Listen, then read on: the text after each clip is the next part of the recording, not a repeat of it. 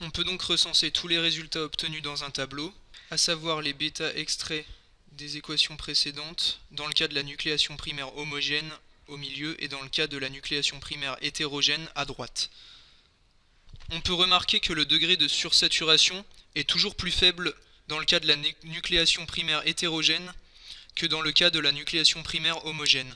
Par exemple, pour une température de 10 degrés Celsius, on a un bêta de nucléation primaire hétérogène qui est égal à 1,11 et un bêta de nucléation primaire homogène qui est de 1,16. Pour passer du degré de sursaturation aux concentrations de paracétamol en grammes par litre, il suffit d'utiliser la formule bêta est égal à C sur C étoile, qui donne la concentration est égale à bêta multiplié par C étoile.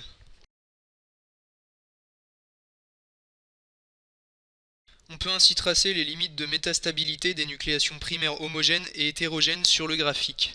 Ici, on a pris l'exemple de la nucléation primaire homogène, dont nous avons reporté les résultats sur la gauche. On se place tout d'abord à une température de 10 degrés, et on trace la concentration correspondante. On fait de même pour les températures de 30 degrés et de 50 degrés. On peut reporter les différentes valeurs en ordonnée, à savoir 6,9, 18,9 et 45,9. Et on peut ensuite relier ces points. On obtient donc la limite de métastabilité de la nucléation primaire homogène.